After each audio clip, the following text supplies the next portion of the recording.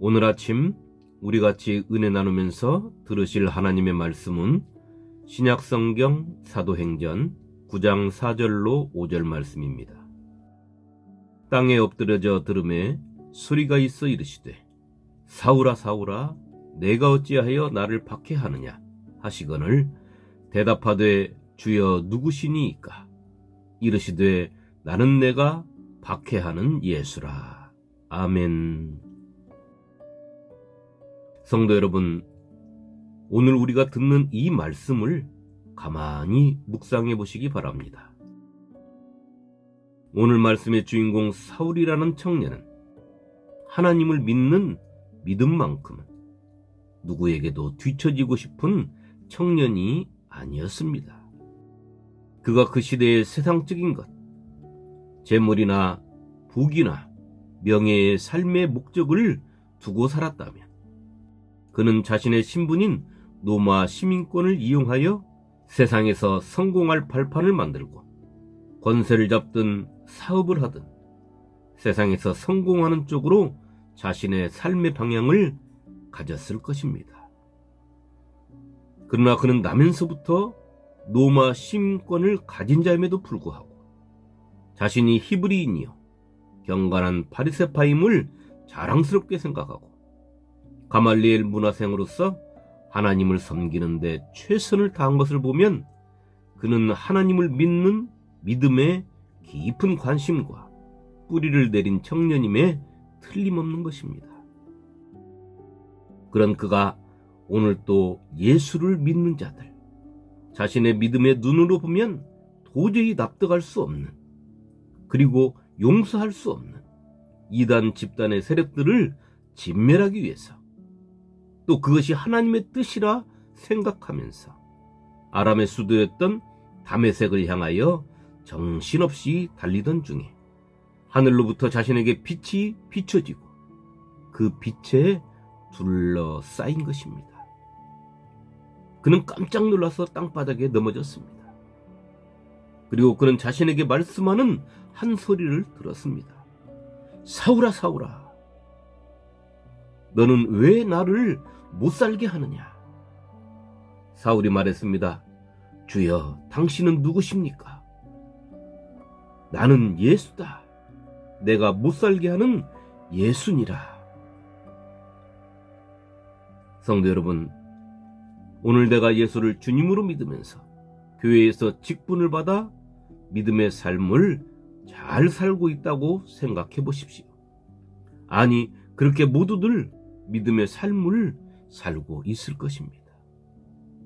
그래서 교회에 어떤 일만 있으면 자원해서 앞장서서 일하고 어떤 사람보다도 하나님의 말씀을 따라 살고 있으며 주일 예배를 비롯하여 교회의 모든 예배나 행사에 자원하는 마음으로 참여하고 가난한 이웃도 돌보고 11조 생활도 하고 감사의 생활도 하고 남에게 피해 주지 않는 삶, 또 말씀을 잘 깨달아서 이단도 물리치고 정통교회인 본교회를 잘 섬기는 신앙생활의 모범이 나라고 자부할 수 있는 그러한 믿음을 가진 나에게 오늘 사도 바울처럼 주님이 나타나셔서 내 이름을 부르시며 나를 왜 못살게 괴롭히는가?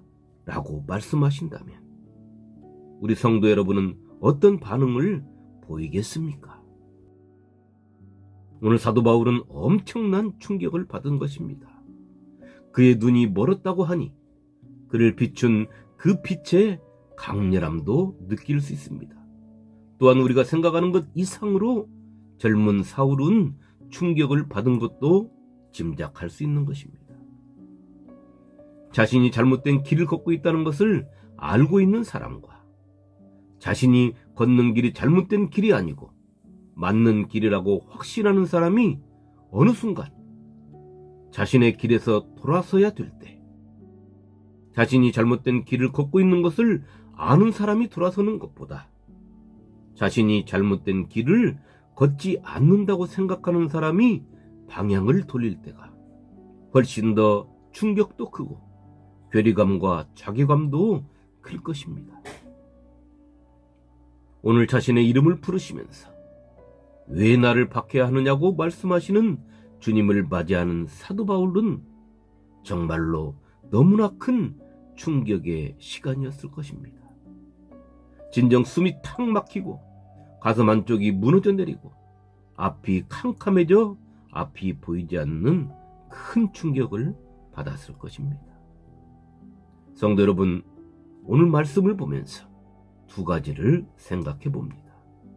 하나는 내가 믿음의 삶을 살다가 믿음의 길을 잘못 걷고 있을 때 하나님께서는 반드시 나를 찾아주신다는 것입니다.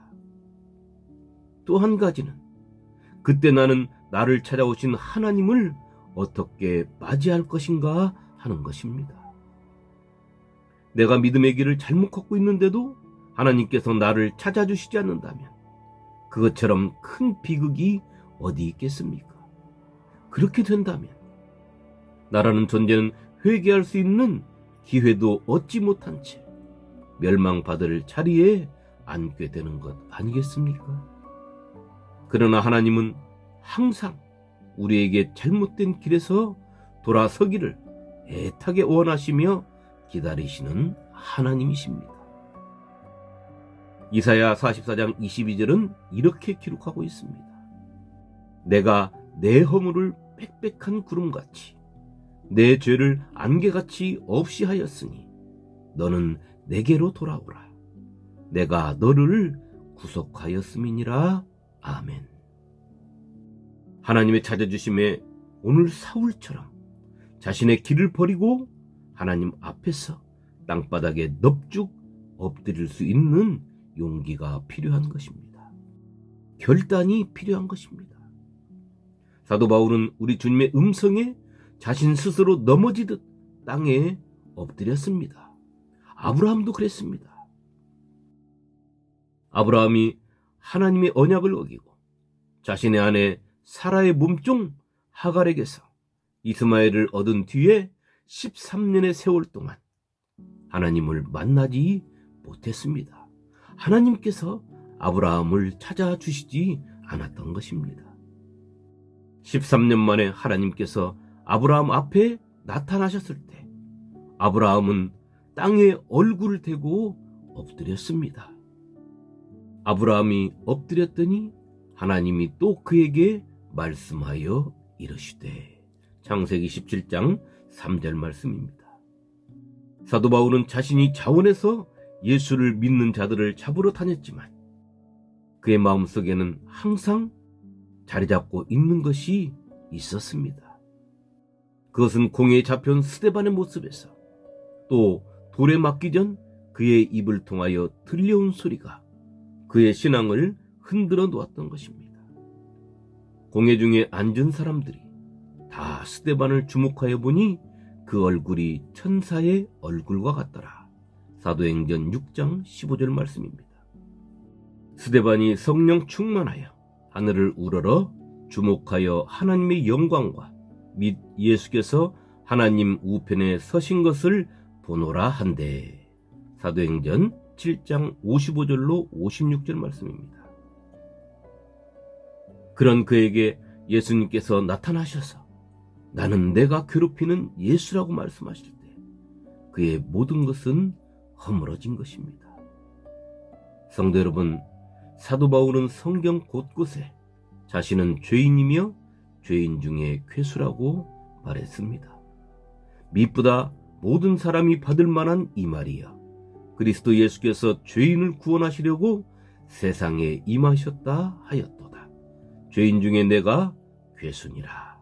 디모데전서 1장 15절 말씀입니다. 또 자신은 사도 중에 가장 작은 자라고도 했습니다. 또 하나님의 교회를 핍박했기 때문에 사도라 칭함받는 것조차 감당하기도 힘들다고 했습니다. 그리고 예수님께서 자신에게 나타나심에 대하여 자신을 만삭되지 못한 자에게까지 예수님께서 보여주셨다는 겸손함을 드러냈습니다. 예수를 알기 전 우리는 누구나 사울처럼 내가 옳은 사람이요, 내가 맞는 사람이요, 내가 제일인 사람이라고 하며 교만하게 살아왔습니다. 그러나 이제 우리도 사울처럼 큰 자에서 바울처럼 작은 자가 되었습니다. 예수 안에서 말입니다. 내가 믿는 것만이 최고고 내가 아는 것이 다이고 내가 하는 것이 다 옳은 것으로 착각하며 살았던 삶은 예수를 주님으로 믿는 우리가 이제는 버려야 하는 것입니다. 예수를 주님으로 믿고 교회에 나가 예배에 참여하고 하나님을 내 아버지로 믿는 것은 내가 죄인임을 발견하는 것입니다. 내가 의로운 자가 아님을 고백하는 것입니다. 굳어져 버린 마음을 벗어내는 것입니다. 나 같은 죄인이 용서받은 것을 깨달았기에 어떤 누구도 용서할 수 있는 부드러운 마음을 가져야 하는 것입니다. 내가 그들에게 한 마음을 주고 그 속에 새 영을 주며 그 몸에서 돌 같은 마음을 제거하고 살처럼 부드러운 마음을 주어. 에스겔서 11장 19절 말씀입니다. 우리도 사도 바울처럼 예수님께서 우리를 찾아 오셨습니다. 우리도 각양각색의 모습으로 예수님을 만나고 고백하고 엎드렸습니다. 사도 바울은 예수님을 처음 만난 모습으로 살다가 갔습니다. 오늘 내 모습도 예수님을 처음 만났을 때 모습으로 남아 있습니까? 주님 앞에 엎드려진 겸손했던 내 모습을 발견하는 하루가 되시기를 주님의 이름으로 축원합니다. 아멘.